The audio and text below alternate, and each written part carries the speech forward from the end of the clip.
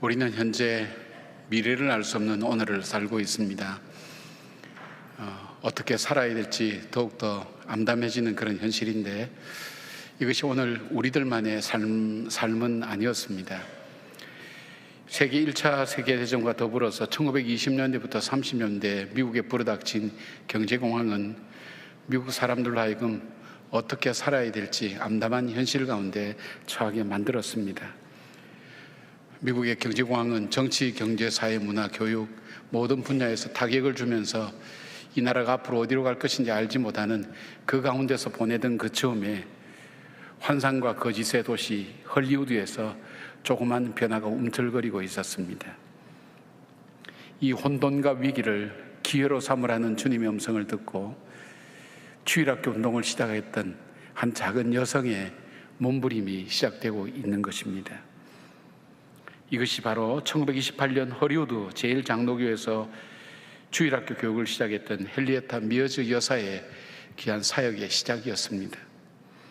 그는 3년 만에 450명 정도였던 주일학교를 4,000명으로 부흥시켰을 뿐 아니라 오늘날 주일학교의 뼈대를 삼는 그런 어떤 기초를 닦게 되었습니다. 무엇보다도 이 헨리에타 이 미어즈 이 여사를 통해서 세계적인 부흥사인 이 빌리 그레함 목사님, 또 CCC 총재인 빌 브라이트 박사님, 그리고 전 상원의원 목사였던 리처드 헬버슨 같은 400여 명이 넘는 기독교 귀한 지도자들이 세워지게 되었고, 사회 각 분야의 귀한 일꾼들이 지도자들이 세워지면서 미국의 미래를 여는 놀라운 역사가 바로 이 작은 한 여성을 통해서 이루어지게 되었습니다. 드러나진 않았지만 조용히 시작된 이 생명력 있는 역사가 암담했던 현실을 극복하고 미래를 열어가는 그 삶을 만들었습니다. 바로 오늘 살아가는 저와 여러분의 살아가는 삶의 모습 속에서 어떻게 살아갈까 하는 우리들에게 굉장히 주어지는 중요한 주님의 메시지라고 저는 생각합니다.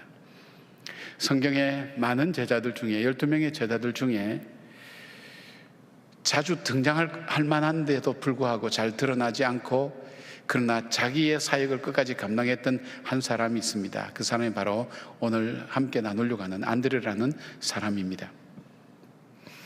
여러분 흔히들 베드로와 안드레, 야고보와 요한 이 4인방에 대한 이야기를 자주 들을 것인데, 이름을 자주 들을 것인데 그 중에서도 가장 드러나지 않는 사람이 바로 안드레입니다.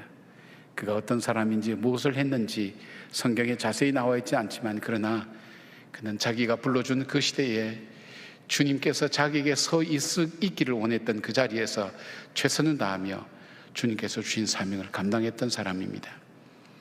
오늘 어쩌면 이 어려움 가운데 나는 이 시대를 어떻게 살아야 될까, 이 시기를 어떻게 살아야 잘 살아날 수 있을까, 그런 생각을 하고 있다면 오늘 우리가 안드레를 돌아보면서 드러나지 않았지만, 큰 사람도 아니었지만, 그러나 바로 자기의 자리에 서서 하나님께서 살기를 원하셨던 아름다운 삶으로 주의 큰 영광을 드러냈던 안드레를 우리가 함께 생각하고 묵상하며 그의 삶을 통해 우리 자신들을 다시 돌아보는 그런 기회가 되기를 바랍니다.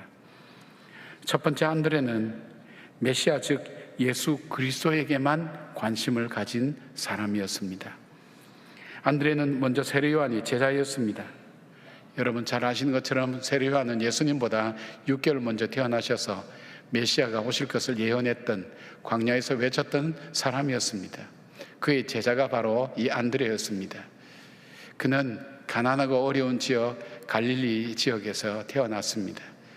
그의 직업도 그렇게 화려한 직업이 아닌 어부에 불과했지만 그의 소망과 꿈은 내가 빨리 이 현실을 어떻게 탈피해야 되겠다, 내가 뭔가 달라져야 되겠다 하는 그런 생각보다 더 중요한 것이 있다면 그에게 있어서는 정말 성경에서 말씀하시는 그 메시아가 오시면 내 삶은 달라질 거야, 우리의 민족은 달라질 거야, 우리의 역사는 새로워질 거야 하는 그 꿈과 소망을 붙들고 있는 사람이었습니다.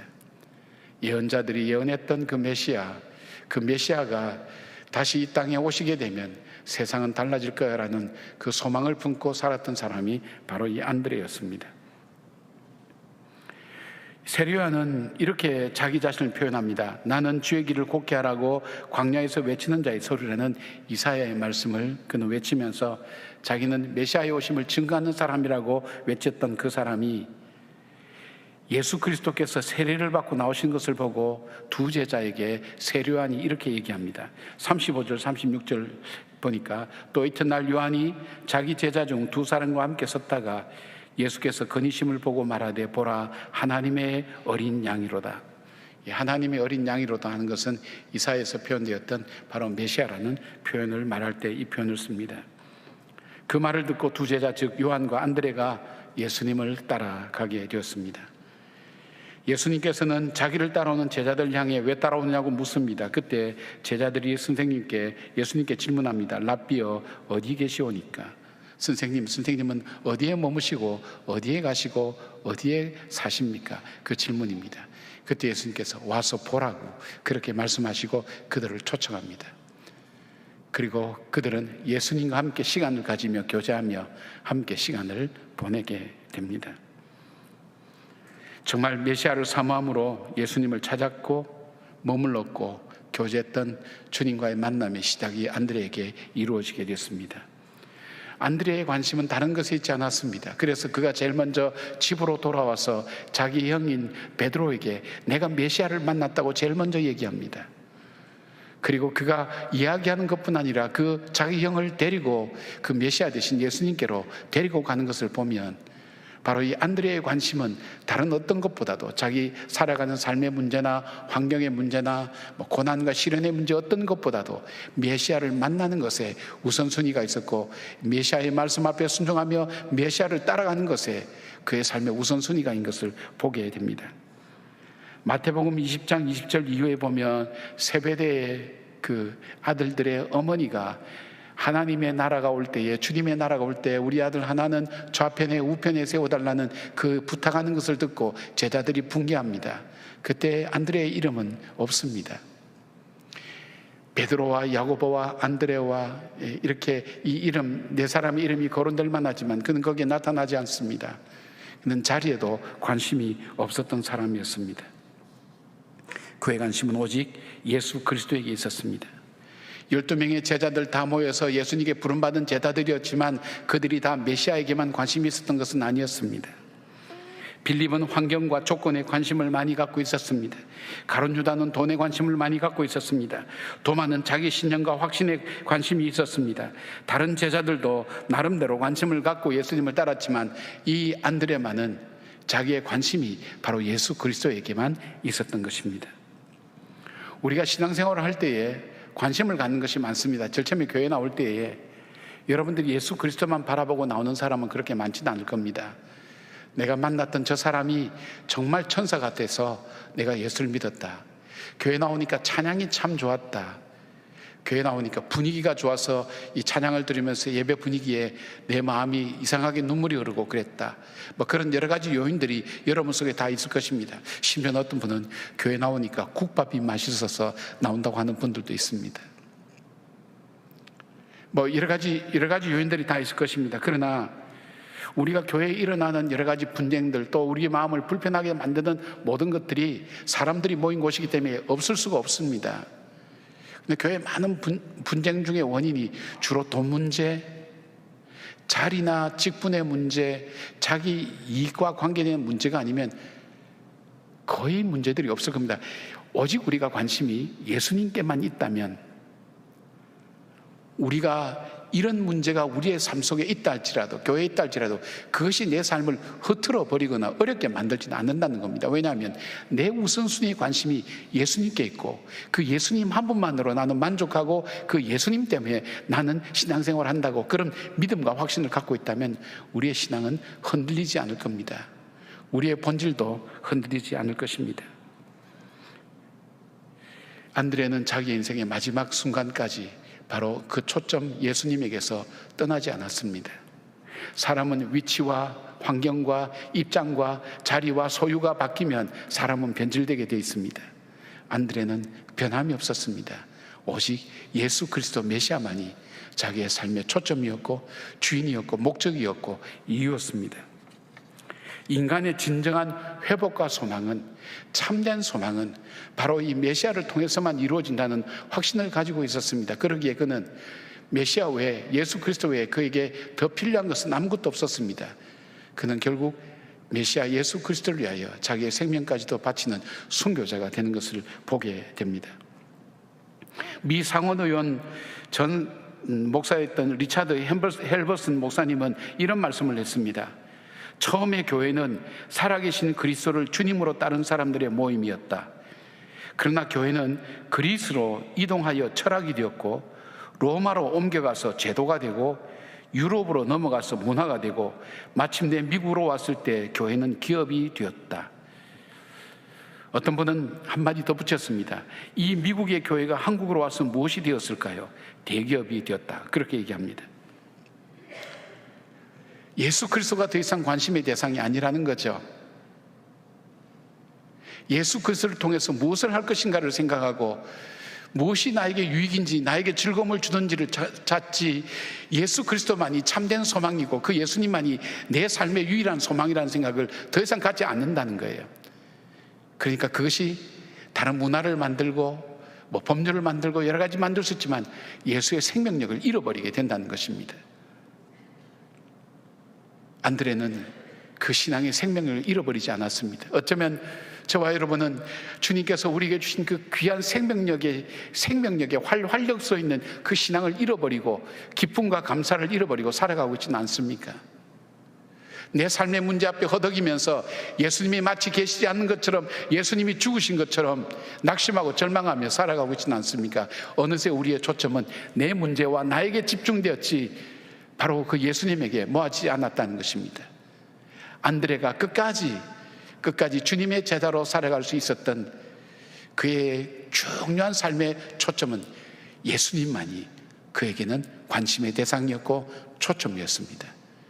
예수님을 위하여 살고, 예수님이 말씀하신 대로 살고, 예수님을 위하여 죽는 바로 그 삶이 그로 하여금 생명력을 잃어버리지 않고 참된 소망을 전하는 하나님의 사람으로 살아갈 수 있게 된 것입니다.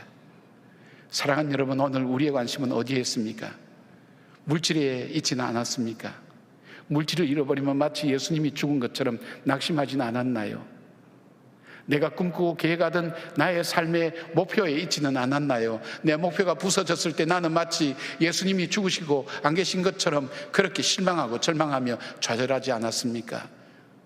우리에게 이 어려운 현실 앞에 다시 회복할 수 있는 우리의 신앙의 모습이 있다면 바로 예수 그리스도 그 본질에 다시 한번 초점을 맞추는 것입니다. 주님, 나에게 삶의 모순도 있고 내가 살아가는 삶의 어려움도 있고 문제도 있지만, 그러나 이것이 나에게는 더 이상 문제되지 않습니다. 내 삶의 우선순위는 바로 예수 그리스도 당신입니다. 그렇게 고백할 수 있는 저와 여러분의 신앙이 되기를 바랍니다. 안드레의 신앙이 바로 나의 신앙 고백이 되기를 주의 이름으로 축복합니다. 두 번째, 안드레는 예수님께로 사람들을 데려온 일을 즐거이 감당하였습니다. 우리가 이것을 흔히 전도라고 표현합니다. 안드레가 예수 그리스도를 만난 이후에 했던 첫 번째는 자기 형제 베드로를 예수 그리스도에게 데려왔습니다. 여러분, 사람들을 어디로 데려온다는 것 쉬운 것 아니죠. 특히 교회에 데려온다는 것 쉬운 거 아닐 겁니다. 무슨 다단계나 이런 데 전문적인 훈련을 받은 분 아니면 아마 쉽지는 않을 거예요. 데려온다는 것 자기 마음에 확신이 있어야 되고, 그리고 그 사람 마음을 감동시킬 무엇인가 있어야 됩니다. 그런데 이 안드레는 자기 형제 베드로를 예수님께 데려왔습니다. 41절 말씀 보니까 이렇게 되어 있습니다. 데리고 예수께로 오니 예수께서 보시고 이르시되 내가 요한의 아들 시몬이니 장차 게바라 하리라 하시니라. 게바는 번영한 베드로라. 또한 이 안드레는 예수님이 5,000명 먹이신 그 기적의 현장에서 빌립이 예수님의 말씀을 듣고, 주님, 우리가 이 5,000명을 먹이려면 적어도 200데나리온의 돈이 필요합니다. 계산하고 있는 동안에 안드레는 그 사이에 무엇을 했냐면 너희가 먹을 것을 주어라는 예수님 말씀을 듣고 5,000명의 군중을 해집고 다녔어요. 해집고 다니면서 존재조차도 알 수 없는 작은 어린아이, 그 어린아이 도시락 갖고 있는, 물고기 2마리와 보리떡 5개 갖고 있는 그 어린아이를 발견했어요. 그 어린아이를 데리고 바로 예수님 앞으로 인도하였던 것입니다. 너무나 작은 것인 줄 알았지만 그는 예수님의 말씀에 우선 순종했습니다. 자신이 할 수 있는 것을 머리로만 계산하지 않고 먼저 행동으로 실천했습니다. 또 요한복음 12장 20절 이하에 보면 헬라인 몇 사람이 빌립을 찾아가서 예수님 뵙기를 청하였습니다. 그 당시에 유대인들은 이방인들을 잘 만나지 않았습니다. 근데 이 빌립이 입장이 곤란했던지 이 문제를 바로 안드레에게 넘깁니다. 안드레아, 이 외국인들이 왔는데, 이방인들이 왔는데 이방인들을 예수님께 좀 인도해 달라고. 안드레가 바로 이 이방인들을 데리고 예수님께로 데려가서 그분을 소개했습니다. 그리고 그들로 하여금 예수님의 말씀을 듣게 했습니다. 존 메가더 목사님은 이러한 안드레를 향해서 이렇게 말씀합니다. 그는 베드로를 그리스도께 인도함으로 최초의 가정 선교사로 역사에 남았고, 헬라인들을 그리스도께 인도함으로 최초의 해외 선교사가 되는 영예를 누렸다라고 말입니다. 그리고 어린아이를 예수님께로 인도함으로 사람의 수에도 치지 않았던 어린 생명까지도 얼만큼 우리 주님께서 소중하게 여기시고 그 어린아이를 통해서도 크고 놀라운 이적과 기적의 역사를 베푸시는가 하는 것을 말씀을 통해서 오가는 세대에 증거하는 증인으로 삼도록 만들었다는 것입니다. 바로크 시대 스페인을 대표하는 화가 무리오라는 사람의 작품 중에 성 안드레아의 순교라는 그림이 있습니다. 이 그림을 보면 안드레는 X자형 십자가에 매달려 하늘을 향해 기도하는 모습을 그리고 있습니다. 이동호 목사님의 설명을 보니까 이 그림에 십자가에 달려있는 안드레 옆에 울고 있는 한 소년을 주목하여 설명합니다. 그는 보리떡 5개와 물고기 2마리를 예수님 앞에 갖다 드림으로 놀라운 기적을 체험하고 예수 그리스도를 믿게 된 이 어린아이였다고 그렇게 설명합니다. 소년이 된 이 아이는 자기를 예수님께로 인도한 안드레의 십자가 옆에서 감사와 안타까움의 눈물을 흘리며 그의 곁에 서 있다는 것입니다. 화가는 이러한 소년의 모습을 통해 안드레의 행적을 그림으로 기록하고 있습니다. 사랑하는 여러분, 주님께서 세상 끝날까지 땅끝까지 복음을 전하라는 이 말씀이 우리에게 부담이 되고 이것은 내가 할 수 있는 것이 아닌 크고 놀라운 것이라는 것 때문에 여러분 아무것도 못하고 계시나요? 우리가 안드레를 한번 보십시오. 그는 가장 가까운 가족에서부터 시작했습니다. 내가 믿는 이 참된 소망 되신 이 메시아를 내가 증거해야 될, 소개해야 될 가장 가까운 사람, 나의 형 베드로, 가족 믿지 않는 그 베드로에게 먼저 소개한 것을 보십시오. 가족에게 선교함으로써 가족을 선교하는 사람으로 되었습니다. 아무도 관심을 갖지 않았던 어린아이, 그 어린아이까지도 예수님 앞에 데려오므로 그 아이가 바로 주님 앞에서 믿음으로 살아가는 사람으로 만들 수 있었던 것은 바로 이 어린아이까지도 무시하지 않았다는 것입니다. 아니 심지어는 만나기를 꺼려했던, 구원은 유대인에게만 있는 것이라고 생각했던 그들의 전통적인 사고방식에 머물러 있던 그들이 유대인들 속에 바로 이 이방인들을 소개함으로 선교사로서 바로 안드레는 세워진 것을 보게 됩니다. 관심도 갖지 않고 그리고 보지도 않던 바로 그 사람들을 인도함으로써 주님의 거룩한 뜻을 이루는 것을 보게 됩니다.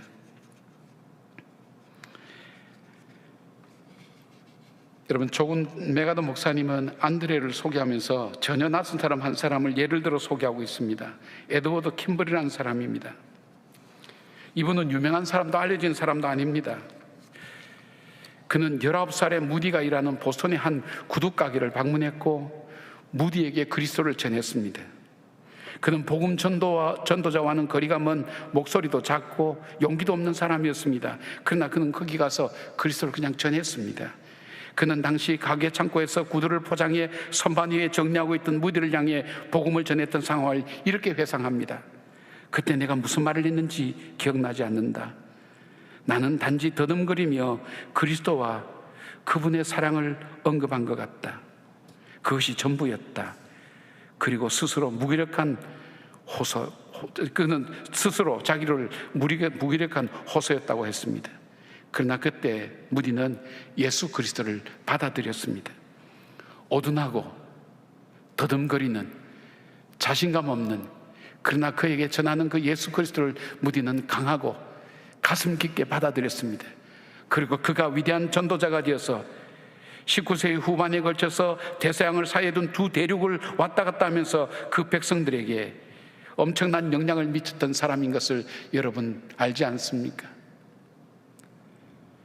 한 번에 3,000명이 회개했던 그 베드로 뒤에 바로 이 안드레가 있었다는 사실, 한 세기를 왔다 갔다 하면서 두 대륙을 향해서 복음을 전했던 이 무디의 뒤에 바로 알려지지 않는 이 작은 한 사람의 떠듬거리는 이 전도함이 있었다는 사실을 기억한다면 이것은 바로 우리가 만들어가는 인생은 아닙니다. 우리는 그리스도를 소개하는 것, 그리스도에게 인도하는 것, 바로 그것이 우리가 해야 될 가장 중요한 일이라는 것을 기억하시길 바랍니다. 사랑하는 여러분, 우리가 전혀 알지 못하는 꼬마가 지나갈 때도 요즘은 좀 조심해야 됩니다만은, 그래도 한 번이라도 너 교회 다니니? 너 신앙생활 하니? 저는 엘리베이터 타면 아이들에게 가끔 묻습니다. 너 교회 다니니? 우리 나이는 뭐 대체로 다 알죠. 물어봅니다. 그 한마디를 하나님이 사용하실 줄 누가 알겠습니까? 그 어린 소년을 통해서 물고기 2마리와 보리떡 5개를 통해서 5천 먹일 줄 어떻게 알겠습니까? 내 일이 아니라는 겁니다. 하나님의 일입니다. 우리가 알 수 있는 것은 그리스도께 인도하는 겁니다. 바로 안드레가 하나님의 위대한 제자로 세움을 받을 수 있었던 중요한 것은 그는 그리스도를 전하는 사람이었습니다. 그리스도께 인도하는 사람이었습니다. 그리고 그 사람의 영혼을 구원하며 그로 하여금 참 소망을 줄 수 있는 사람이 되었다는 것입니다. 사랑하는 여러분, 오늘 이 어려운 시대를 어떻게 살아가야 될 것인가 고민하고 있다면 먼저 나의 소망이 되신 주님을 우리가 먼저 붙들고 내가 붙드는 그 주님을 다른 사람에게로 한번 전해 보십시오. 그 주님, 그 다른 사람에게서 주님께로 그 사람을 인도해 보십시오. 거기에서부터 하나님은 하나님의 역사를 시작하시는 것입니다. 내 일이 아니라 하나님 일이 되는 것입니다. 바로 그런 안드레 같은 여러분 되시기를 주의 이름으로 축원합니다. 세 번째로, 안드레는 진정한 섬김의 가치를 알았던 사람입니다. 안드레는 그가 직접 큰 일을 한 사람이라기보다는 예수님께로 사람들을 인도해서 더 큰 일을 가능하게 한 사람이었습니다. 그러기에 그는 자기를 드러내지 않았습니다. 작은 자리에서 귀한 섬김의 삶을 살았습니다. 그를 통해 베드로가 세워졌고 이방인들에게 복음이 증거되었고 어린아이가 예수님께 쓰임받는 놀라운 일의 뒤에는 안드레의 섬김이 있었습니다. 예수님께서 십자가에 못 박혀 돌아가시기 전날 제자들과 마지막 유월절 만찬을 하시던 중에 주님은 잡수시던 자리에서 일어나서 대야를 들고 수건을 허리에 동이고 제자들의 발을 씻기기 시작했습니다. 제자들 다 당황했습니다. 그건 종이나 하는 일이기 때문입니다. 그런데 예수님께서 다 일을 마치시고 난 다음에 하신 말씀이 너희들도 이같이 행하라고 그렇게 말씀하십니다. 이 말씀의 의미는 뭘까요, 여러분? 교회가 십자가가 달려있어서 십자가를 보면서 우리 주님의 사랑을 생각한다면 십자가 달려있는 옆에 어쩌면 세숫대와 수건도 같이 있어야 되지 않을까요? 왜냐하면 주님이 잡히시던 그 전날 가장 중요한 그 시간에 주님께서 전해주고자 했던 메시지가 뭘까요? 이 복음, 십자가의 이 복음이 어디에 담겨져야 가장 소중하고 아름다운 것일까? 바로 섬김이라는 그 섬김 속에 담겨질 때만이 이 복음의 역사가 가장 아름답고 귀하게 나타난다는 것을 주님은 말씀해 주고 있습니다. 여러분, 바울이라는 위대한 인물 뒤에 숨어있는 바나바라는 사람이 있듯이 바로 이 섬김을 받지 않고는 세워지는 사람이 없습니다. 나무에 뿌리가 없으면 모든 것이 좋다고 열매가 서로 되겠다 그러고 서로 꽃이 되겠다 그러면 나무는 살 수가 없습니다. 뿌리가 있어야 나무가 든든해집니다. 열매가 튼튼해집니다. 꽃이 아름답습니다. 그 뿌리의 역할을 바로 이 안드레는 감당하고 있다는 것입니다. 드러나지 않아도 좋습니다. 사람들에게 알려지지 않아도 좋습니다.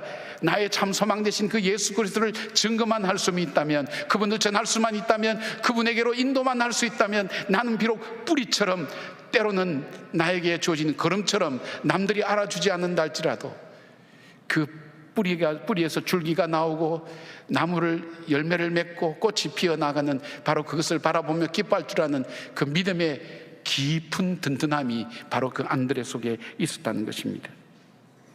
지난주일 자산 어부라는 영화를 소개했는데 여러분 그동안 보셨는지 모르겠어요.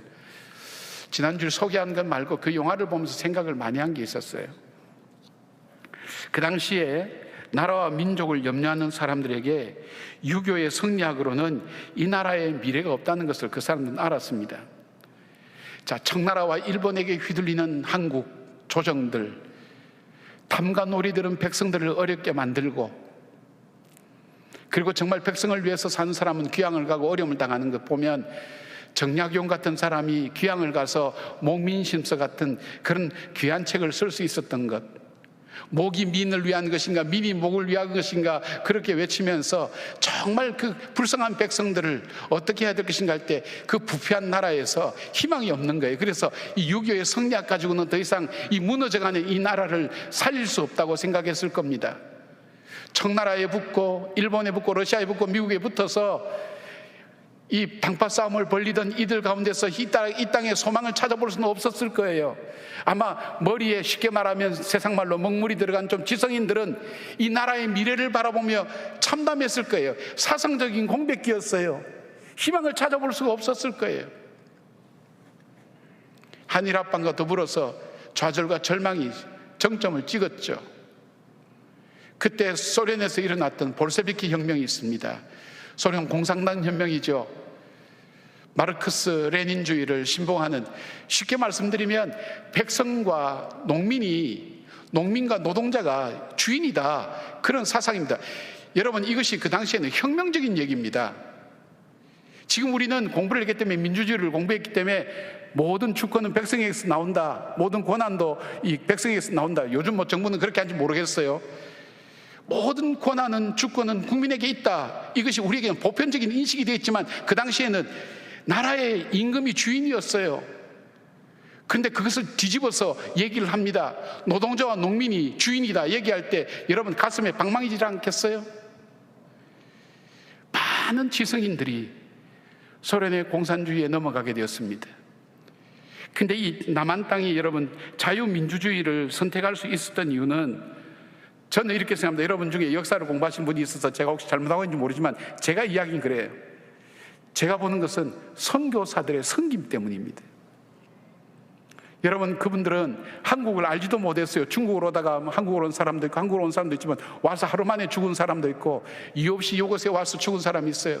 서서평 같은 사람은 젊을 때 와서 일평생 자기가 처녀로 살다가 죽을 때 그가 남긴 것은 아무것도 없었잖아요. 그리고 한국 백성들도 버린 한센병 환자들, 나병 환자들, 그들은 부둥켜 안았어요. 소로도 같은 데에서는 또 외국에서 오신 그 선교사들은 손에 장갑도 끼지 않고 맨손으로 그 사람들의 상처를 어루만지면서 살폈어요. 거기에 감동받은 한국 사람들, 최영종 목사님 같은 분은 대표적인 예가 아닙니까? 이것이 뭔가 그리스도의 사랑, 예수의 사랑인 걸 알게 된 거예요. 예수의 사랑을 삶을 통해서 표현하고 섬기는 바로 그들의 모습을 보면서 감동을 받은 거예요. 그 예수를 받아들인 거예요. 우리가 흔히 말하는 자유, 진리, 평등, 요즘 좋은 말 다 이거 어디에서 나온 거예요? 여러분, 성경에 있는 개념이에요. 이것이 3.1운동의 기초가 되었어요. 3.1운동의 이 선언서의 기초가 된 것은 우리나라 이 나라가 시작되는, 정부가 시작되는 출발점의 기초가 되지 않았습니까? 우리나라가 자유민주주의를 선택할 수 있었던 이유는 바로 기독교의 섬김의 귀한 모습들이 저들 속에 보여졌기 때문이라고 생각합니다. 그래서 기독교가 귀족화될 때 나라는 타락하고 백성들은 어려워지게 되어 있습니다. 요즘 기독교를 보면서 무슨 말씀을 어떻게 또 드릴 수 있을까요? 바로 우리 자신들의 문제가 아니겠습니까? 이 섬김의 가치가 점점 없어지는 거예요. 섬김의 가치가. 섬김 받으려고 하는 것은 누구든지 좋아합니다. 그러나 이 섬김 속에 들어있는 이 가치가 새로운 역사를 만들어 간다는 거예요. 여러분, 어려우면 어려울수록 더 섬겨 보십시오. 거기서부터 가정이 회복됩니다. 거기서부터 나라가 살아납니다. 이웃과의 관계가 회복됩니다. 이 섬김 속에 하나님께서, 성령께서 역사하실 때 섬김 속에 주님의 복음이 증거되고 나타나는 역사가 있다는 것입니다. 작은 눈길로 섬기는 것, 콩나물 문칠 때 조금 더 넣어서 이웃집 할머니에게 갖다 드리는 것, 어린아이가 어려울 때 그 아이를 살피면서 머리를 쓰다듬어 주면서 그리고 칭찬하고 격려하는 것, 무엇보다도 내 가정에 있는 식구들에게 하나님의 사랑의 말씀으로 그들을 격려하고 사랑을 일깨우는 이 작은 섬김들, 이 섬김들이 우리를 다시 일깨운다는 것입니다. 섬김이 없는 곳은 아무것도 없습니다. 여러분, 지금 이 자리에 앉아 계실 때 누군가가 시간마다 매번 끝나고 나면 방역을 해요. 여러분, 앉은 자리 다 닦아요. 시간마다 하는 거예요. 예배 시간마다. 누군가를 섬기기 때문에 그런 거예요. 들어오실 때 여러분 체크 다 해요. 안전하게 예배를 드릴 수 있도록 그렇게 하는 거예요. 섬김이 없이 존재하는 것은 없어요.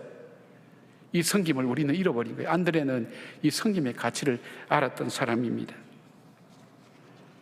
저는 발리의 한인교회 얘기를 들었습니다. 발리 한인교회가 참 교회가 나눠지면서 어려움을 겪었는데, 이번 코로나를 만나면서 발리 지역도 역시 유해는 아니었습니다. 그럴 때 저희 교회에서 어렵지만 1,000만 원을 보냈죠. 그 다음에 블루오션, 미국에 있는 NGO 단체에서 3만 불을 보냈습니다. 그걸 가지고 발리 지역의 전역에 어려운 사람들에게 뭐 중요한 거 아니에요. 쌀하고 설탕하고 기름하고 이런 것 좀 하나씩 비상 식량 세트를 만들어서 쭉 돌렸어요. 많은 것도 아니에요. 그냥 할 수 있는 것 최선 다해서 그 작은 교인들이, 몇 명 안 되는 교인들이 그걸 중재해서 돌렸어요. 그런데 그들 속에 어떤 일들이 일어났습니까? 발리 한인교회를 보기 시작한 거예요. 야야산이라 그러죠. 시장이 관심을 갖고 보기 시작하는 거예요. 시에서 와서 보고, 우리가 학원, 이 한국어 학당을 만들기 위해서 애썼는데 학원에 대한 이 허가증을 내준 거예요. 그리고 관심 있게 보고 찾아오겠다고 얘기한 거예요, 시에서. 여러분, 그들은 전부 다 힌두교고 모슬림입니다. 교회 올 이유가 없어요. 섬김 속에 따뜻한 마음을 안고 그들이 다시금 회복되며 일어설 때에 그 사랑의 마음들이 나누어지는 것을 보게 됩니다. 이제 안드레 얘기로 다시 돌아가려고 합니다. 안드레의 기록은 성경에도 잘 나타나지 않습니다. 사도행전에 주님이 승천하고 기도하고 성령을 기다리던 제자들과 120명의 무리 중에 이름 한번 나오고 성경에 나타나지 않습니다. 교회 역사를 통해서만 알 수 있을 정도지만 안드레를 통해 동방정교회가 세워진 것으로 그렇게 알려지고 있습니다. 그가 마지막으로 복음을 전한 곳은 그리스 남부 아테네 근처의 아카야라는 지방이었다고 합니다. 이곳에서 총독 부인과 총독 동생이 안드레의 전도를 받고 예수를 믿게 된 겁니다. 여기에 기억분한 총독이 바로 안드레를 X자 십자가에 못 박아서 바로 안드레를 처형했습니다. 연세대학교 조신권 교수님 책 예수 그 주변의 사람들 이야기 책에 보니까 그 십자가에 달려서 이틀을 바로 이 안드레는 살아있는데, 살아있으면서 그 고통 중에도 자기를 지키는 병사들에게 설교를 했다고 합니다. 그리고 그는 마지막에 이런 기도를 했습니다. 오 그리스도 예수여, 나를 받아주소서.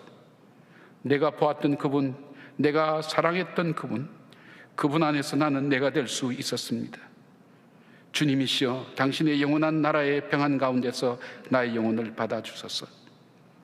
조용했지만, 아무것도 아닌 것처럼 여겨졌지만, 자기가 서야 될 자리에 서서 끝까지 그 어려운 시대 속에 복음을 증가하며 복음의 증인으로 살았던 그 안드레가 그리운 시절에 우리는 살고 있습니다. 사랑하는 여러분, 내일을 알 수 없는 오늘을 살기에 우리는 오늘 무엇을 결정하고 어떻게 선택해야 될지 알지 못하는 가운데 시간 따라 흘러가고 있는 사람도 있을 줄 압니다.